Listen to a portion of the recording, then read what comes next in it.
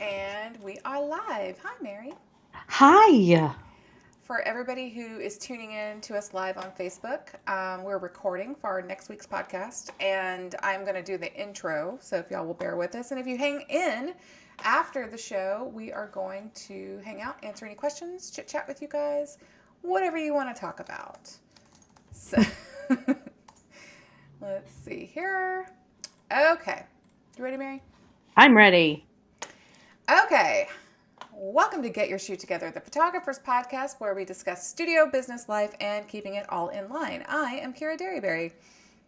And I am Mary Yeah, Fisk-Taylor. you are. Hi. Yes, I am. Hi.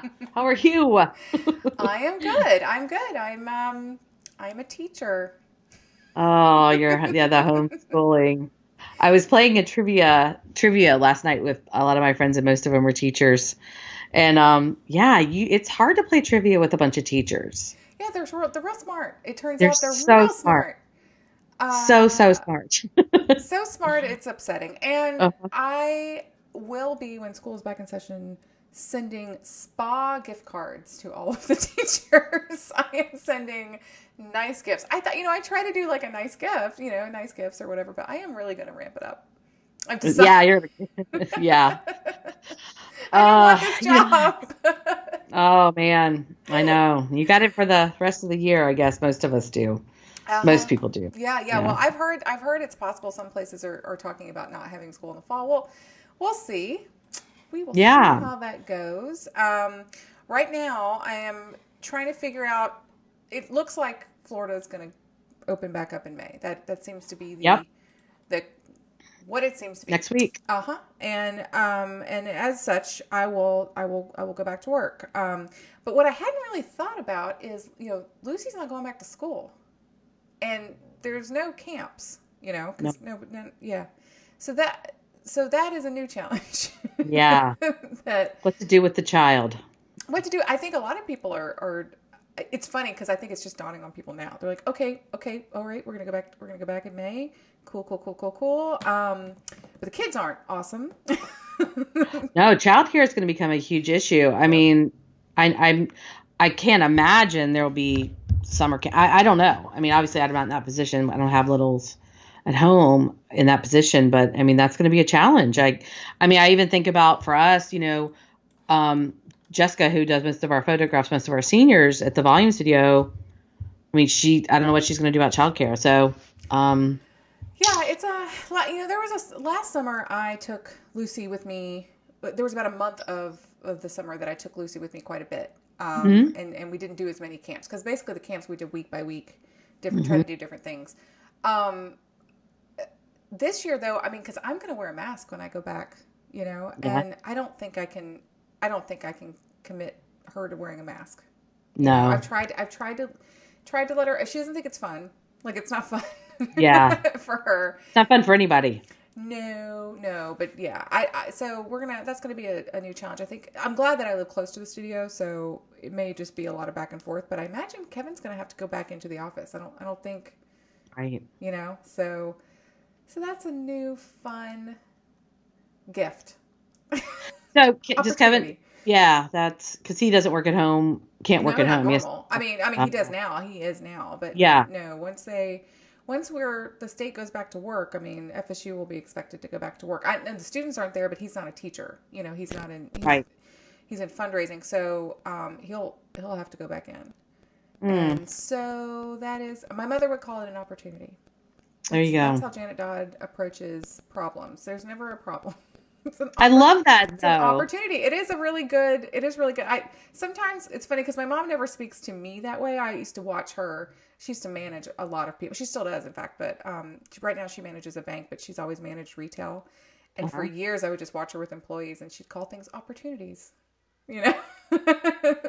It's talk about a huge shift in thinking just by using that language. It creates a whole different concept. When you say something like, oh, that's a problem versus, well, this is an opportunity. And they're both correct. Yeah, you could look at it as a problem. That's correct. But if you look at it as an opportunity, then when something's an opportunity, your first instinct is, oh, okay, so how can I maximize this? How can I use this? How can I do this? Where if it's a problem, we go into fix it mode, and that isn't always a fun space to be, right? So, that's an interesting. I like that, and the power of language is huge, and I find myself trying to use that kind of language, but it's so incredibly powerful, and it's just such a small shift. Kind of like the book that I want to talk about. Wow. You didn't even know you were leading into that, but you did a great job. I didn't. I found an opportunity to talk about a book. No, I mean, last week we talked about, taking all of this information and all this free education and this gift of time, and which all these things that some of us have found to be not as true as others. It was a gift. It was a gift. It was a gift. It's a gift for sure. First, it was a total gift, and then it was a burden. Then we tried to return it. Nobody would take it back, and there you go. So, we talked about that, and I think that I felt better having that conversation. So a huge shout out again to our newly appointed Dawson Adams content creator is what I've got. Dawson, if you're watching, you are in charge of creating content from here on out. I'm creator. Yeah. Dawson Adams. It's an internship. It's because he'll get paid as much as we do. Which is nothing. Yes. So there we go.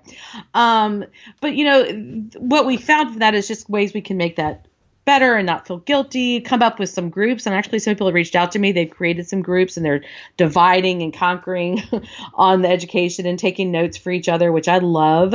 I suggested that last night to my local affiliate here in Virginia, or Capital District. Did a little meeting online last night, and I mentioned that. But something that was brought up was, when I come out of this, I want to shift and change my business. Mm-hmm. So how do I approach that? Now, I think Dawson was referring specifically to the concept of going from more of a digital product line to actual printed products, albums, portraits, that type of thing. So that's certainly a conversation, but I was thinking about that, and I finally picked up this book, Know What You're For, by Jeff Henderson, which I did not realize. I didn't put all the pieces of the puzzle together, but he spoke at Sync this year. Mm-hmm, he did. I didn't know that. Yeah, I did not know that, which is so cool. I'm sorry I missed that. I'm sorry I missed it too, and I was there. Sorry. Okay, so you don't even have an excuse. I have no excuse. I'm sorry. Yeah. Ronan Ryle, our friend at 3XM and the Think Tank, I talked to him about it this morning, and then Darty Hines had reached out that it was such a great program, and I'm sure other people, that everybody else that was there besides Kira. Yeah, really everyone else who went to the program, I'm sure had a really, that may have been the day I went to the outlet ball, I'm going to be honest. Okay, well, you just got to do. Yeah. But also, I realize now that he is a pastor for a huge church, a very large church in the Atlanta area, but I'd listened to him on a podcast maybe a month or so ago, and I was so enamored. And I'm going to be very honest. I am not one that usually enjoys a very evangelical approach. No. Not because I consider myself a Christian. I consider myself a believer, but I have my own I'm very private about that. And I'm just not, it's not my thing. Mm-hmm. And no judgment either way. Right. Sure. And I think I looked at it and thought, I don't know if I want to listen to this, but he was so awesome because he went into a very, very impoverished, poverty, high crime area and essentially took over a warehouse that has grown into this incredible mega church to the point where it's like its own town almost. And people like, I think Richard Branson, Brene Brown, like big, huge speakers are going there now and doing workshops and renting space and holding seminars and conferences. Like he's just done an amazing thing for the underserved area in the Atlanta metropolitan area. So I put all the pieces together after I read the book. But I love his thoughts and everything. And it's very much, like you said, because Kira and I talked about it, it's very much a concept that we hear a lot in StoryBrand and in other smart business and other, classes and courses and such. But it's that whole shift of, not being for yourself, being for your client, or not being for yourself, being for whoever. Just shifting from that egocentric mindset that I think a lot of us have. And, I think the main point about the book is he tries to bridge that gap between knowing what you are for to knowing what you're known for, which I know that sounds like almost the same thing, but I think there's a powerful difference there. So anyway, I think there is a powerful difference there. I mean, as far as the story brand connection, there it resonates with me a lot because I shifted in the last couple of years from being like I am Cara Derryberry and I do this and I make this and I studied here and I did it to I create beautiful artwork for your home and that sort of thing. So solving the problem for the client and becoming the place where they go for that. right. Right. So this is really just echoing more of that sort Right. of mindset, right? Right. Mm-hmm. It is echoing that mindset, and you're exactly right. So let's go to like Dawson's example, right? Mm-hmm. So Dawson's example is I want to go from digital products to selling beautiful portraits and albums. So maybe the messaging for that. So as you're getting ready to message that concept, instead of saying maybe he can kind of kill two birds with one stone if you think about it. Which sorry, Audrey Wankin, I don't mean to. There's no our animals are harmed in this podcast. Our friend Audrey doesn't like the what do you call it when you talk about like hurting an symbolism? animal in Yeah, like a metaphor. yeah, metaphorical. That's Yeah. what I'm Mm-hmm. metaphorical. Beating a dead horse and whatnot. Yes, but instead of addressing that, just saying if you say because I want to make sure that the families that I take care of or the families that no family looks back and cannot enjoy their artwork and enjoy the celebration of their memories or milestones every day. That's why I'm committing Dawson Adams Photography Studio to printing the best beautiful, canvases or albums or whatever it is.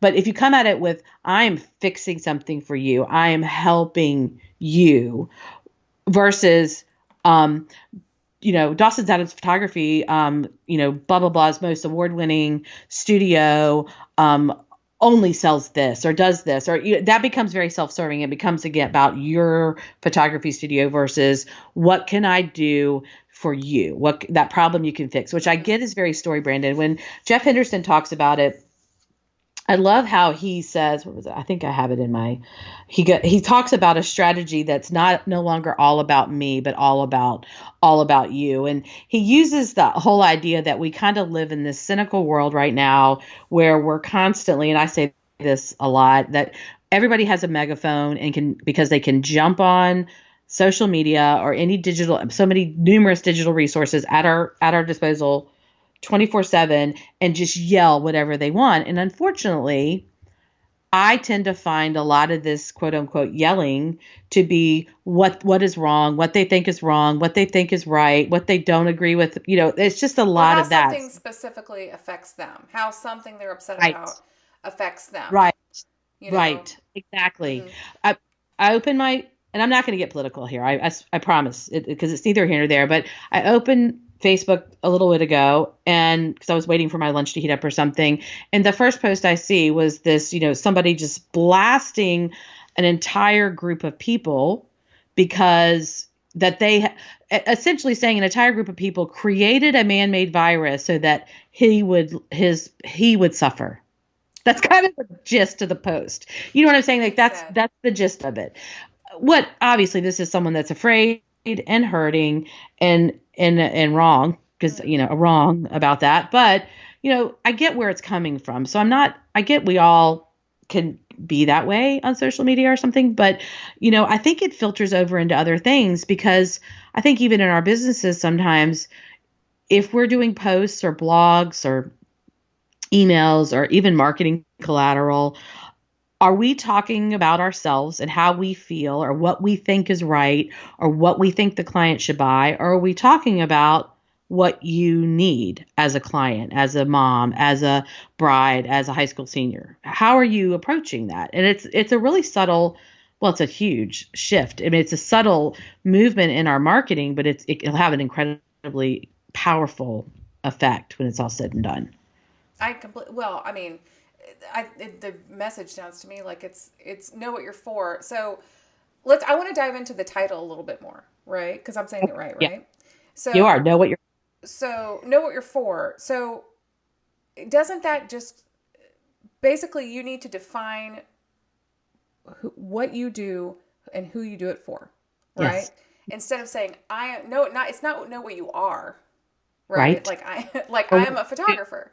Or what you do, mm-hmm. right? No, know what you're for. So what do you do with the things that you are? I Yeah. know that sounds kind of backwards, but like, No, but it's exactly right. No, you're mm-hmm, exactly right. Because StoryBrand puts it like be the hero, be the guide. And sometimes I find that to be a little bit confusing. I found this book, and obviously we've both been through StoryBrand, we've done mm-hmm, this, but I found this book because you said it just exactly right, in my opinion. Like it made me really, it just made it easier for me because what are we for? Versus what I do or who I am or what am I for? Well, I'm for, if I put my business hat on, not me as a mom or a friend or a wife but me as a photographer or a business owner, what am I for? Well, I want people to I want people to make sure that all these precious moments are captured. I mm-hmm. want them to print them and enjoy them, to hang them on their walls proudly so they can enjoy them and their children can enjoy them.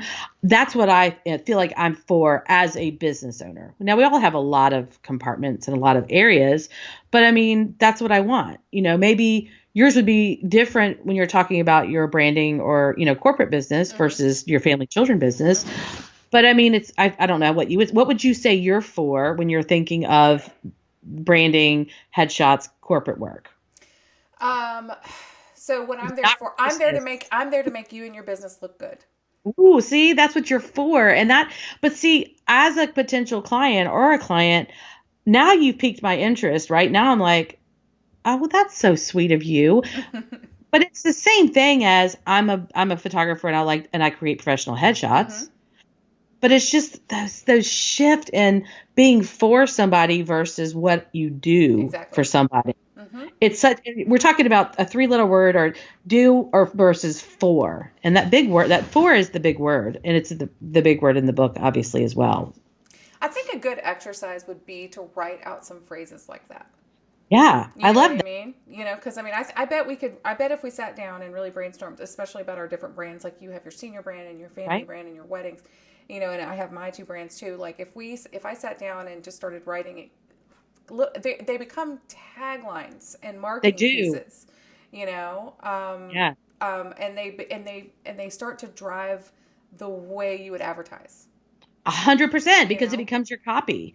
If Mm-hmm. you were to sit down, if anybody's listening, If if anyone you out were there. to, if you were to sit down and actually do exactly what you said, take those major product lines, because there's some that are family and children can be very similar, obviously, but high school seniors may be a little bit different. Weddings are definitely different. Corporate branding is definitely different. So take those and make yourself write 5 sentences of what you're for with Mm-hmm. that concept, not what you do, what you're for. I promise you're going to find some new one-liners, elevator speech material, taglines, copy for your next email or brochure or what have you. I guarantee you're going to find that. You might even find the one-liner that's going to go at the top of your website because it's so amazing.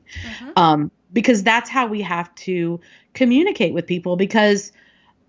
And I know that we haven't always done it this way. I know we haven't because I did it, and I've had a success. I've been very fortunate to have the wherewithal and have a successful business for a long time. And I haven't always used this concept, but I know for a fact that if I hadn't had made this shift several years ago, I wouldn't still be as successful as I am Mm-hmm. because we as a world, we as human beings have just changed. And I think right or wrong, the digital access to so much social media, email, whatever, has forced us to because we're just inundated with what everybody does and how great everybody is. I don't need to see that anymore. If it's not about me, I'm very less likely to tune into it. Do you agree with that? I Like, completely agree. And I feel like I know we've been, everything is sort of surrounded by like the environment that we're all in right now. But I yeah, think everybody, I mean, I have gone through certain days of existential crisis, like, so the question itself is very deep. You know what yeah, I mean? What do I even do? yeah, yeah, What am I even doing? When you're not able to do the thing that you've been doing. So this is a yeah. good time to sit down and Mm, like, I love the idea of just dumping a bunch of know what you're for based lines about what you yeah, do in your business, but I also think that it might be helpful to do for yourself. I You know what I agree. mean? Right. Whether it's depending on where you are as a wife or a spouse or partner. And if you have a partner, and I don't, you and I are not in this place, but very much so if you have employees. I mean, one of Jeff Henderson's points was be for your team and help them reach their full potential. And, that comes along with that lines of when you make it about your team, great leaders let their team shine. They don't need all the credit and all the applause. They give them what they need so that their employees can reach their full potential and vision and do this stuff. I think that when you work as a group and you don't allow people to have that space, then it's so constricting, or you're not having employees or team members that are living up to, they're not giving you their 100% because you've not encouraged them to do so. There's just no reason. So I I think agree with that that. if I could dive off that board for a second, I don't have any employees, but you do, or and I think it's interesting because when I have wanted to hire somebody, I have a hard time delegating or figuring out what it is that person's going to do. And a lot of times I get uncomfortable about the idea of hiring somebody because it seems really about me. Like it seems like I'm hiring you to help me, to support me. When really I should be going, I mean, you are, but really you should be going about it more like, here's what the business needs to achieve. And you and I, 100%. as a team, are working towards that goal. Right? I think it's perfectly normal for you to feel that way. 100. That's why I agree with you. Yeah, to help me. But when you shift it to what you just said, it becomes a completely different thing. So as the CEO of our own experience in our own life, our own business, whatever it is we're looking at, as the CEO of it, what is it that we vision? Our number one job, in my opinion, or in a lot of capacities, our number one job should be to vision for what our company, ourselves, our team, our marriage, whatever can be, and how we achieve it. Now, you bringing in people to help you achieve that vision is a very different idea of come help me. It's let's fulfill this vision together. When you have a vision for whatever it is, and this is my opinion, and I know I'm being a little soapboxy today. I don't even know where this came from. I don't know where all this energy came from. You have a lot of energy today. I will tell you, I took a melatonin last night and slept. And Girl. You went Oh my God. finally. I feel like a person. I got more than 3 hours of sleep last night, and I digress. That is amazing. When you have a vision and you bring in people or you bring in services to help you reach that, that's a whole different idea of, well, I want you to keep the studio clean, call through, edit, whatever it is, to help me help me. Clean up after me, do this thing for me, go get this for me, like that. And that's okay. They're still doing those things, but I think even the communication, if you and I were to work together on something and I was like, okay, Kira, so this is the deal. I mean, I have this great company and I want you to help me do this and help me do that. And then you can help me do this and help me do that. You're like, all right. But if I say, I've got this idea, like, I feel like this company could just be something that'll give us the financial freedom and the time we need to live our best life. I mean, I don't like that phrase. I would never use it, but you get where I'm going. So listen, this is what I'm thinking. What are your thoughts? Like this is what I feel like this company needs. I need to have my time to dedicate to this. That leaves these things. What do you feel like? You know what I mean? When you bring someone in that capacity, it's a whole different thing. Right, because it's always going to be hard to motivate somebody to be as excited about your goal as you are, right? So if you change it to, and I'm not saying just change it for them. I'm saying like actually change the way you think about it. Right. To this is what this company needs and this is what we need to achieve, and then it becomes a team goal, and then and then it does not matter who gets what or does what or achieves what. It's more about like, look, we all made it to this finish line. That's what we're trying to do. And then that, for me anyway, that helps me stop feeling like such a goob or jerk. You know what I mean? Like asking somebody to do something for me. I always feel bad about it. I think when you vision and when you set up anything in that space, people see what you need before you even have to ask, and they do it. And then I'm not saying this is not 100% by any stretch, but I mean, I don't have employees at Hayes and Fisk. It's just Jamie and I, but I don't have very real. I know what I need to do, and Jamie knows what he needs to do to make our company as great as we can make it. But even at real life, I work with my mom and my sister, and then Jessica, she's, comes in when we need her, but she knows what she needs to do to make real life, to make it run. I know what I need to do. And we don't even almost have to, we could go an entire day and probably not really even talk about business, just because we all know what our job is and what we need to do to make that run. And we know that it'll run well if we do this. If we take great care of our clients, we give them an amazing product and experience, we use our sales plan, and we use our professional skills to photograph them. If we do those 4 things, 9 times out of 10, we're going to have a successful client experience, session, and sale. Absolutely. Not always, but most of the time, and we know what our averages should be, and we got it pretty much timed down. But I don't have to run in and tell Jessica to be nice and smile, or to give them a little, write their name in chalk on the board, or she just does it. She just knows what she's doing. Some of those were her ideas, because she's like, how can we because a happy client is a spending client. So that, how can we make them happier? She visions all that, her and Andy actually do more of that than me, but but that's a shift in it. And that's this whole idea of the 4 versus the do or me, or, or that are. Yeah. Right. Well, I love that.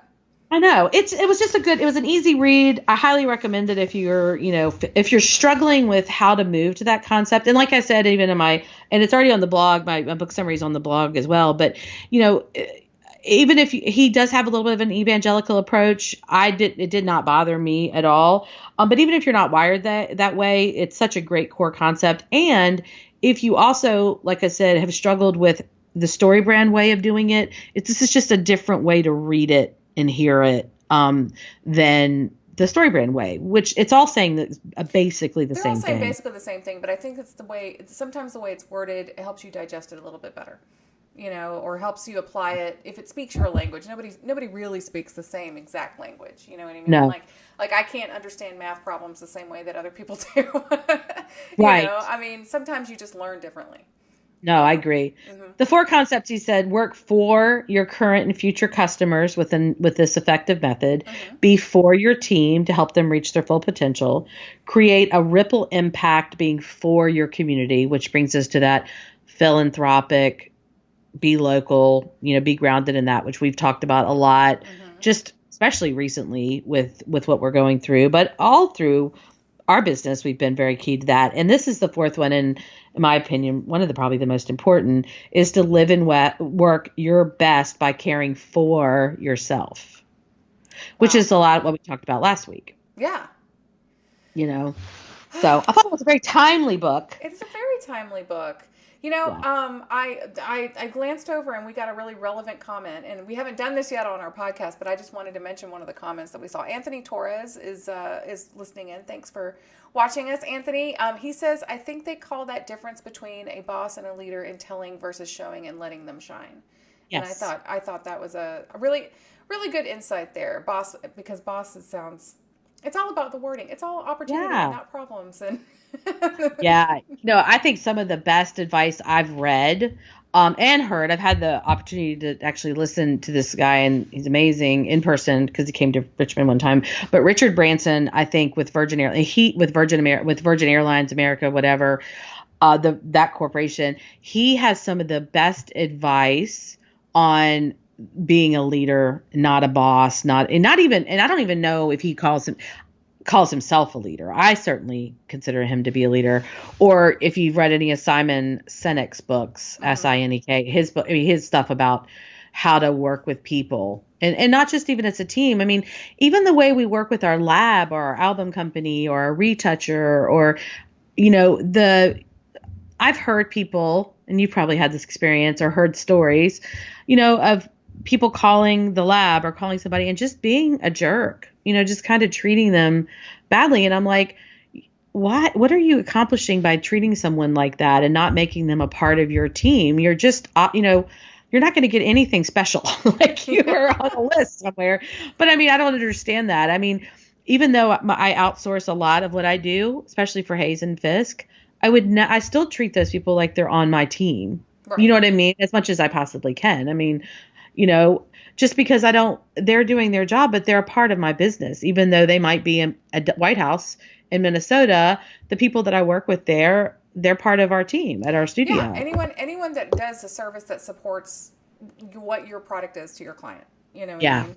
Yeah.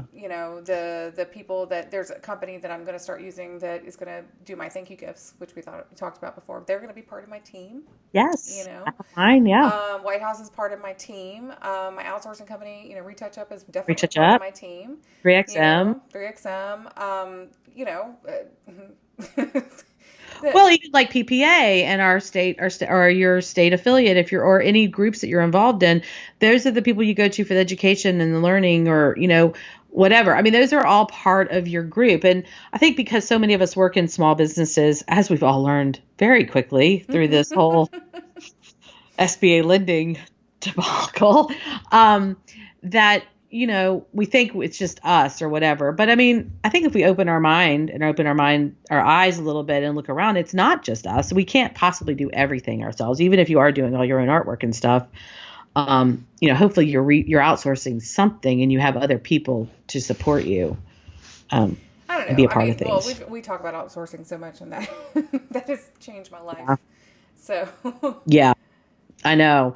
And another thing, so and Kira brought up a good point earlier, and I kind of forgot it, but I'm gonna try here. So you said something about, oh shoot, that you said something about right now, maybe we're not, right now is a good time to write these out and think about yeah, this.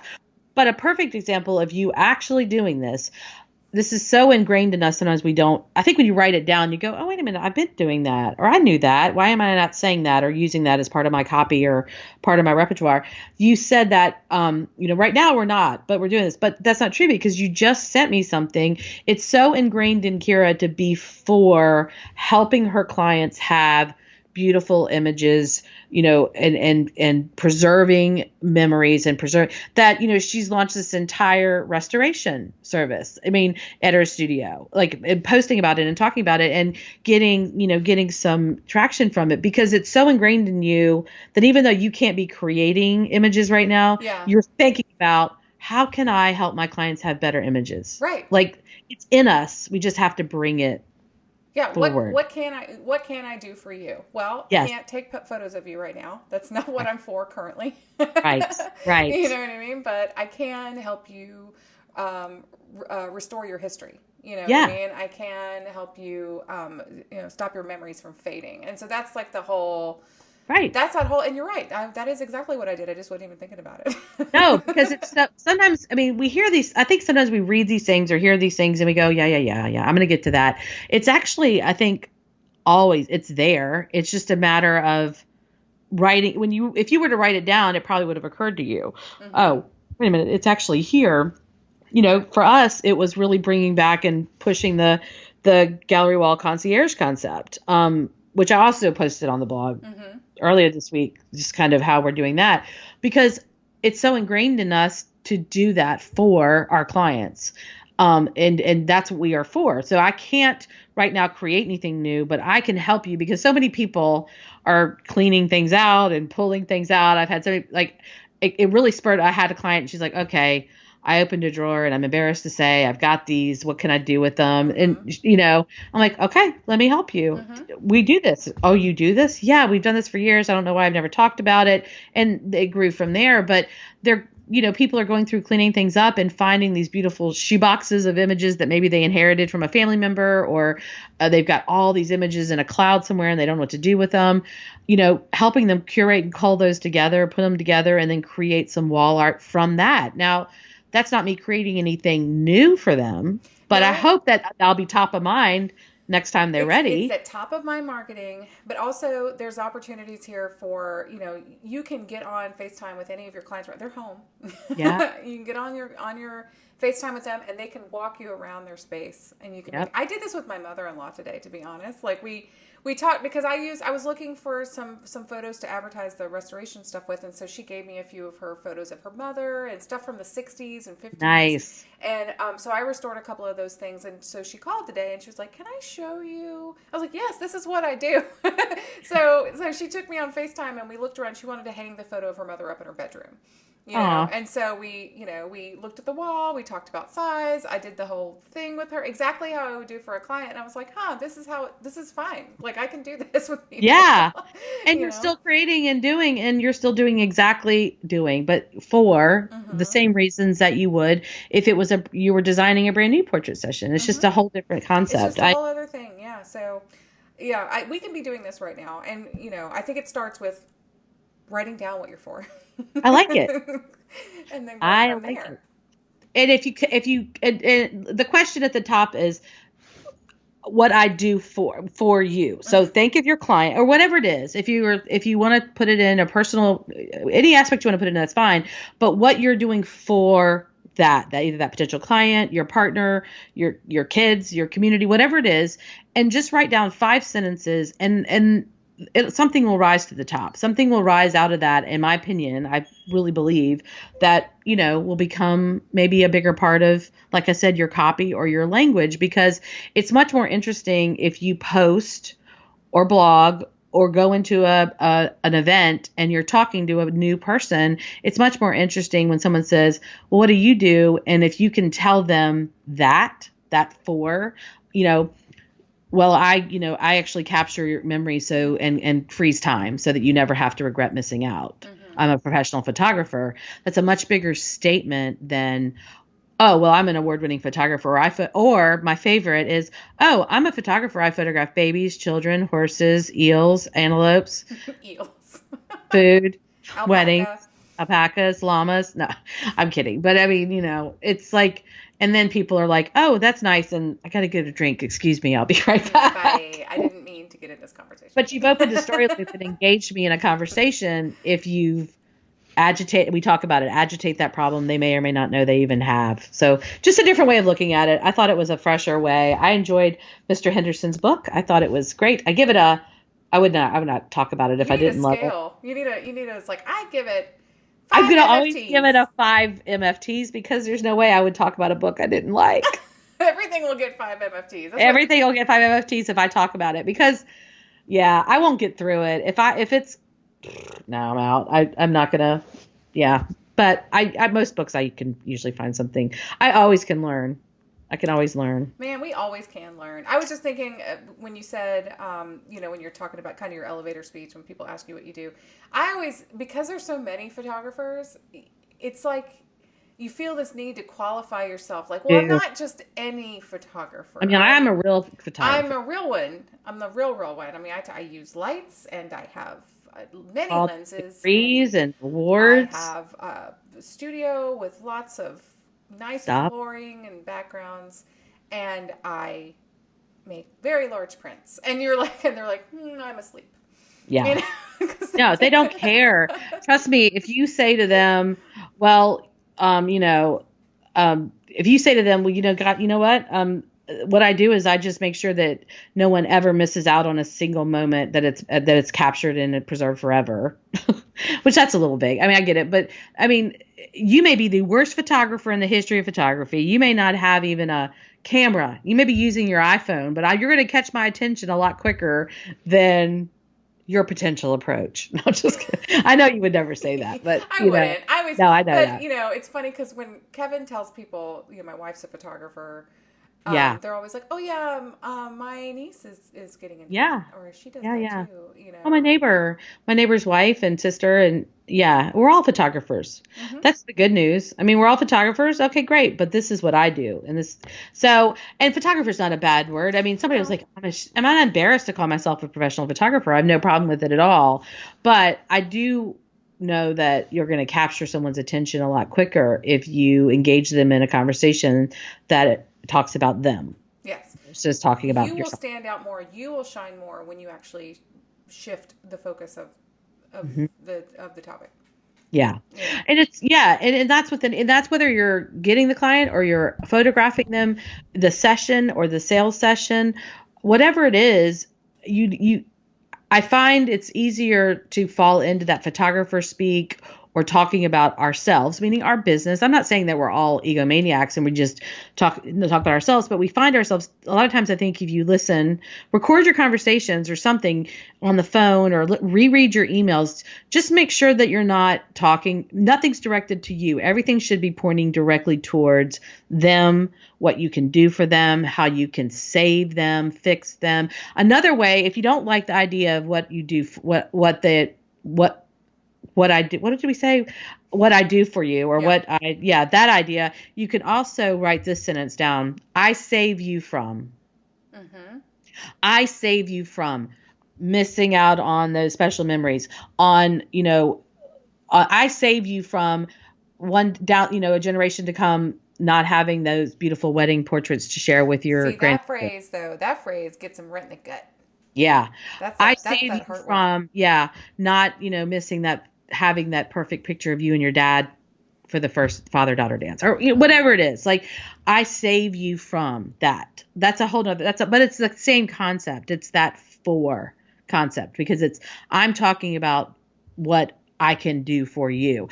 And the ultimate arrival for all of this, and this is what Mr. Henderson's getting to in his book, is that what that'll ultimately lead you to is those raving fans, those people that are attached to your brand and don't delete your emails and open them and engage and share your posts and talk about you. You're going to get not just that, but you're going to be able to bridge that gap and people will know what you are for. And that's the gap you need to bridge. You know what you want to be for, but when people are telling other people, that's when you've bridged that gap.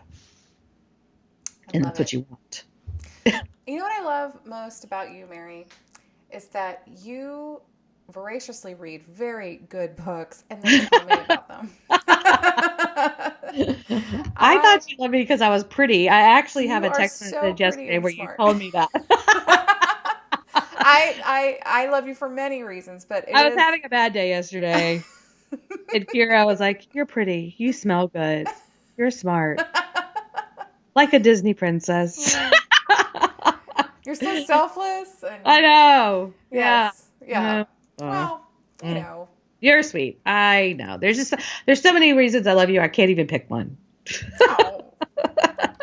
I can't wait until we can hang out in person again. I know. I'm really, really, really excited about that. I really, really miss everyone. I know. Oh man. I do. But this has been fun. This gives me I look forward to this every week, to be able to check in with everybody and talk. And hopefully people are getting some enjoyment out of listening to this podcast. I hope you guys enjoyed my book review today. And now, if you're not inclined to read or you're not a big reader, like some people we know, Kira Derberry, then you can just check out the blog and read the little summary.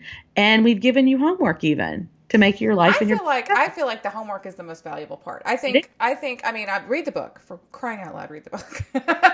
No, just read the summary. Read the summary or don't. But definitely do the exercise that we randomly came up with because I think it's a good one. I think it's going to really. I wasn't planning on it, but I love it. That was a great idea. I think that's great. So either way you want to word it, just write down 5 things or more. I mean, I invite you to do at least 5, but definitely do more if you can. And then use them. Adobe Spark and make a bunch of marketing pieces. I know, like Miss Cindy Valdez did. She sent me a note. I told you, thanking you for that. Cindy worked on some stuff last week, and I was like, "Oh, this is so awesome! It was so cool." And she's like, "Yeah, I'm so appreciative of the Adobe Spark lesson."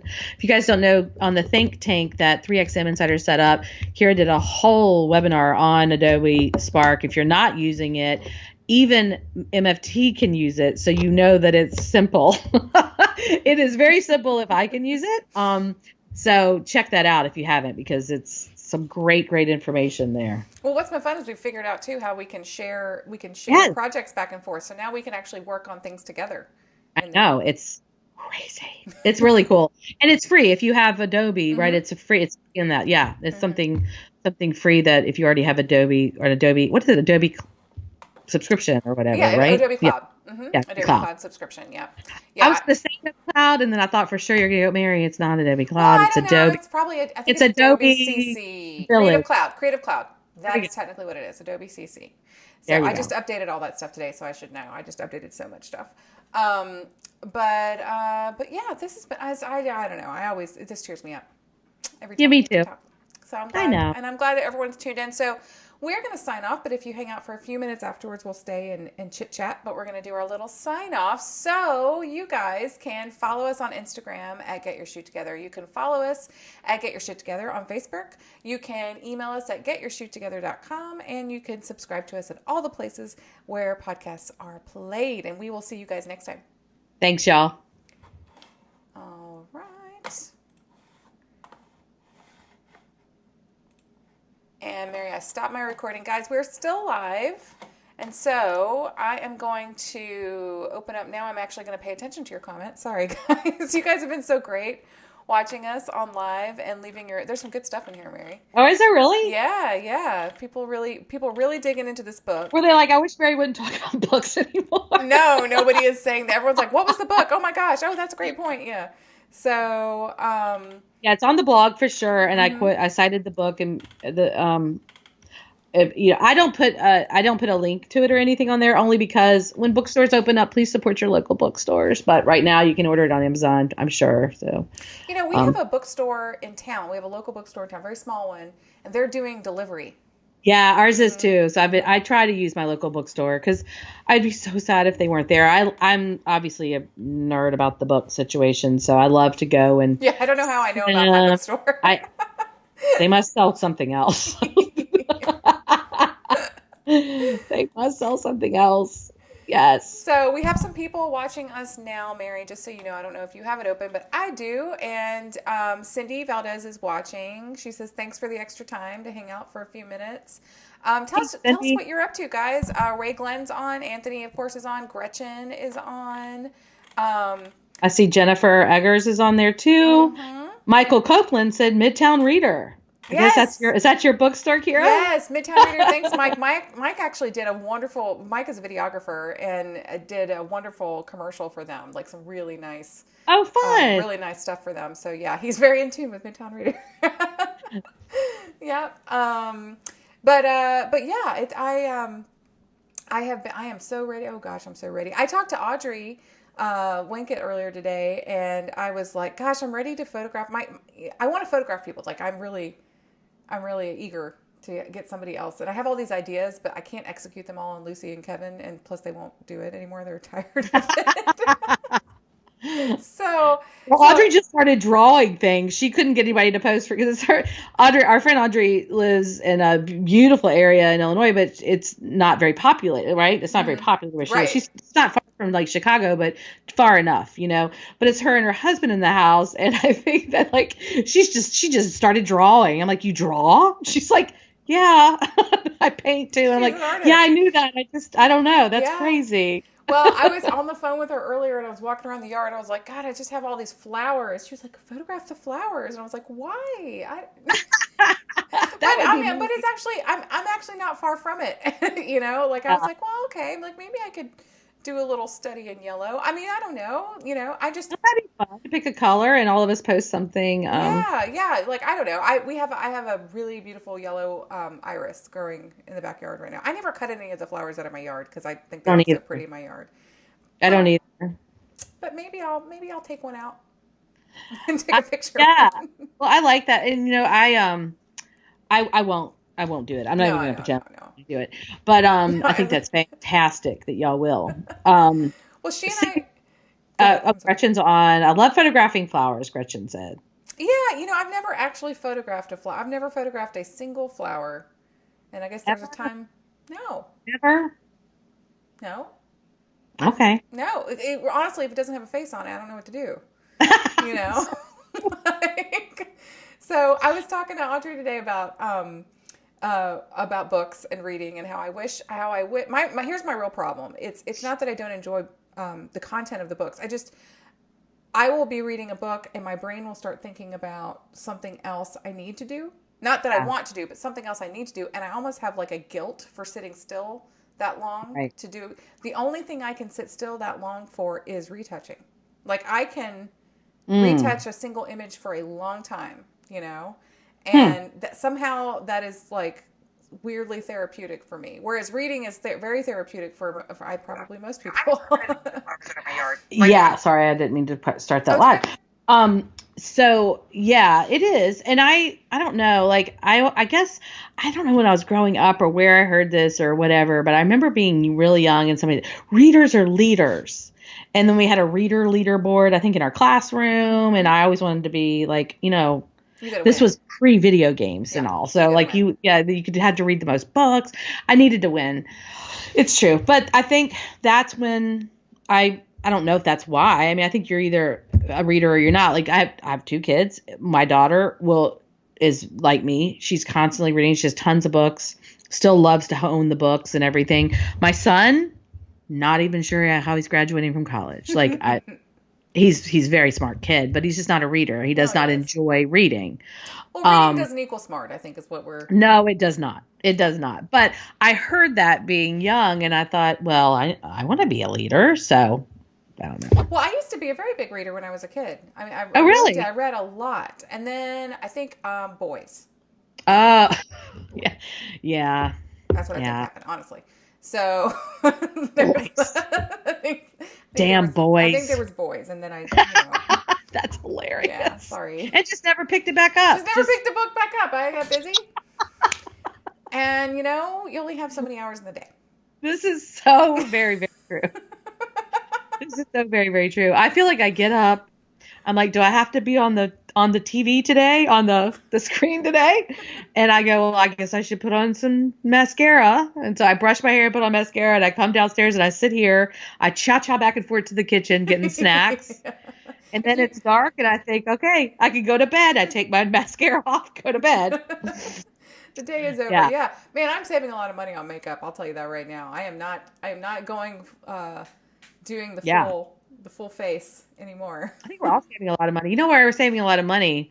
On gas, wearing my shoes. Oh my God. My shoes.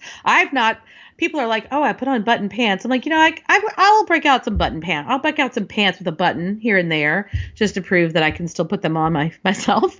But shoes. I've not worn a pair of anything but house slippers. Yeah, I'm gonna make a confession. I have Croc flip-flops and they're amazing. They're so ugly. But they're very comfortable. I'm going to be honest. My opinion of you changed so much. Tris Gilmore. You and Tris Gilmore, Croc wearing people. I am not a Croc wearing person. I would never wear them outside of the house. So you say. Ever. But I haven't been outside of the house. Yeah, Granny has a pair of Croc flip-flops that she really likes too. They're hideous. And they have to be bigger because of the material and the shape of them. They are bigger than your actual foot. So if you have a big foot like I do, then you just clomping around these clown shoes. they double as a snowshoe if you They are the worst looking shoe I can think of. They are hideous. The ones I have are like this real, that blue that's like that. I associate it with like a country goose pattern, like a, you know what I mean, like a. I believe it's called Williamsburg blue, yes. But it's a dusty country blue. A dusty country blue. That is the bed. There's nothing wrong with that. No. If you like that. Well, but paired with a real ugly brown for the man. It's just that blue and that brown. Who came up with that? Did you buy these? I did. But I bought them. That was the only color they had, or yeah, it was the only color they had in women's. They'd run out of all the other colors. Yes, all of the nice Croc colors were gone, and that's all they had left. So that is what I. That is. Hey, Kira, your bangs are looking good though. God, it's a day by day. But they look good. Well, it really depends on the day. They're like over the weekend, I couldn't get them to. They were just. I couldn't see and I couldn't get them to go over, so I just pulled them back the whole weekend. And I thought that was it. I thought I have to wear them up now, and I'm trying to squeeze another week out of them. Yeah. Yesterday she had them in bobby pins pinned back. It's not cute, y'all. It wasn't bad. It's just weird, and I almost feel like I'm balding. I'm not, but it just feels weird because my hair. I can feel like this is cold when this is exposed. Oh. And so it's just a weird draft.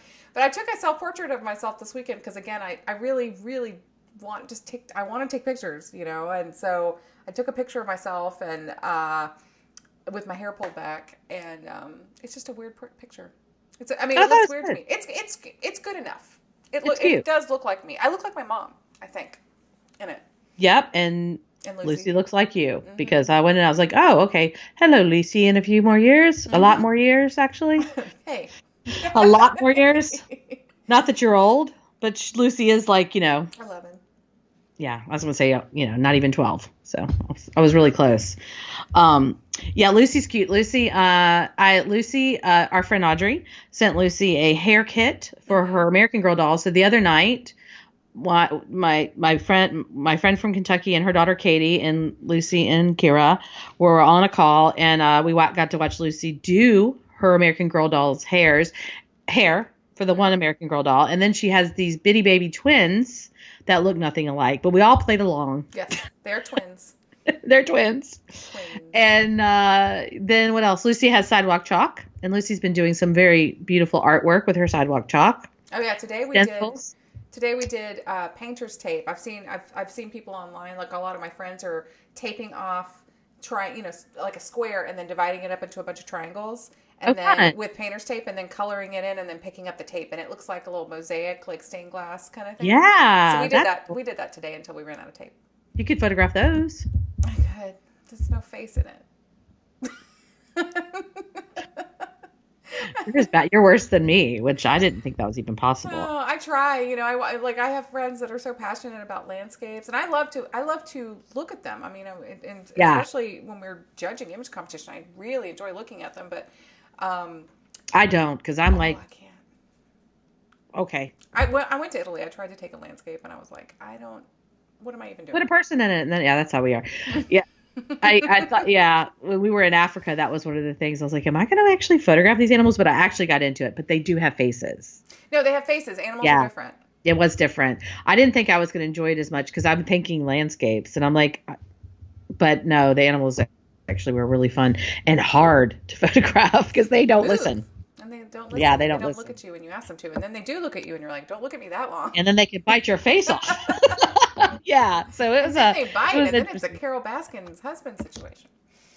That that so I woke up. Kira sent like a it wasn't a meme. It was like probably a picture of a real Baskin It was a Robbins real sign, Baskin right? Robbins, yeah.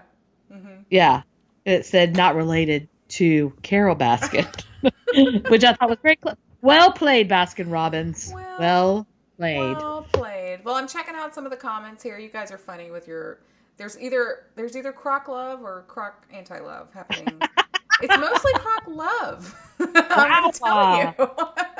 Okay, but they've got to be saying because they're comfortable or something, or they work in the. Let me guess. They either work in the garden, Right. or I mean, they're not wearing them as a fashion statement. I don't per think se. people are wearing them because I think it's utilitarian. You know what I mean? Like it's a convenient shoe for working in the yard. It really Yeah, is. yeah. If you're out there, they're very bendy. So if you're like crouching and like planting things, like you don't Okay. do. Cindy Valdez says no Crocs ever. Not even Thank Cindy. you, Cindy. Not even in your backyard when you've just got to like do some yard work. No Crocs. No. Not for Cindy Valdez. Not for Mary Fisk-Taylor. No way. No. Nope. They're the outdoor orthopedic shoe. That's what they are. No, they're not. Didn't they come out? I could promise you, I saw a pair of Crocs one time that had fur on the inside, like they were trying to be Uggs. Rubber Uggs. And they had a fur lining situation. I'm gonna look it up. I'm almost positive that actually happened. I wear Ugg slippers, and they're not very pretty, but Well, it looks like I'm looking at the comments coming in. It looks like flip flops. It's only the flip flops. okay, not the full on Crocs with all I would the agree with that. The full covered mule croc holy. mule that is hideous, That and yeah, also and it's an offense to the eyes and the senses. But yeah. the flip flops are hideous clown shoe flip flops, but they are comfortable, and you just don't wear them anywhere except in Okay. the yard. All right. Well, I've seen them out and about. I'm gonna be honest. It's not.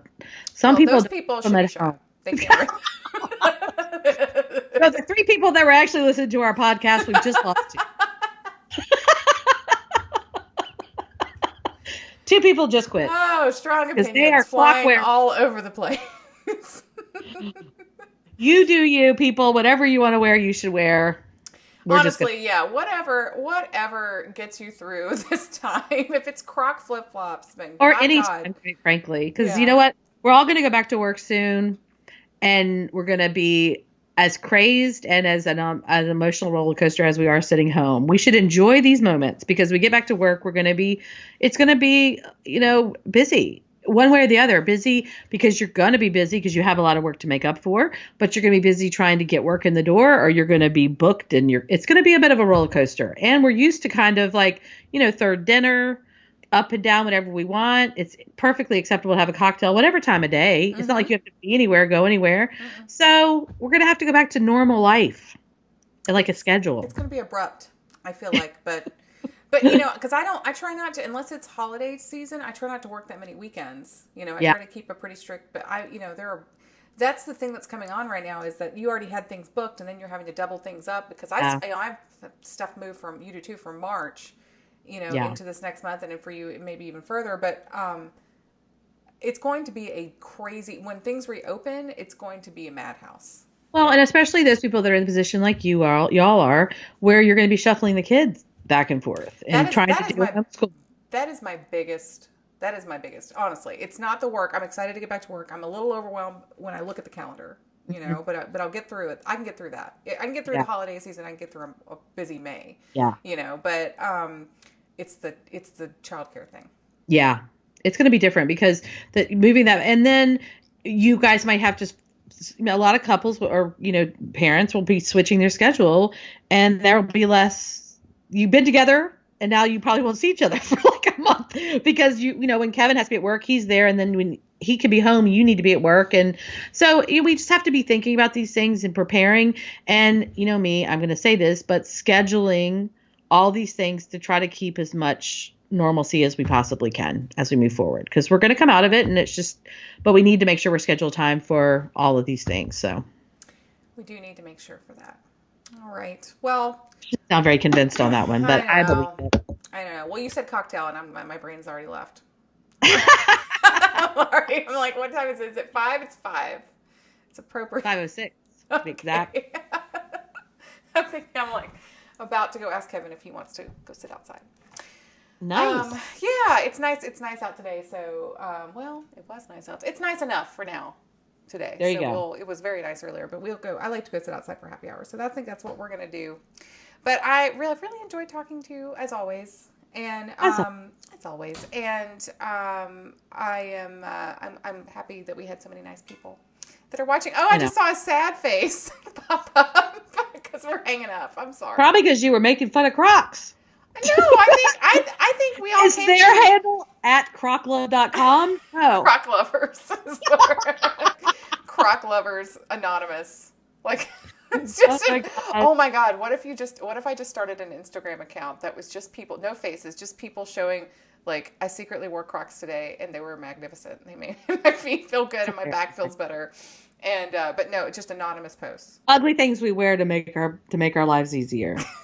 Because there's more things than just Crocs. Let's be honest. Oh yeah, there's a lot Some of days things. you just get up, you're like, I'm just gonna go with sports bra today or whatever, because I don't feel like dealing with real foundational apparel or Uggs Or out of Uggs. the house. Yeah. Yeah. That's okay.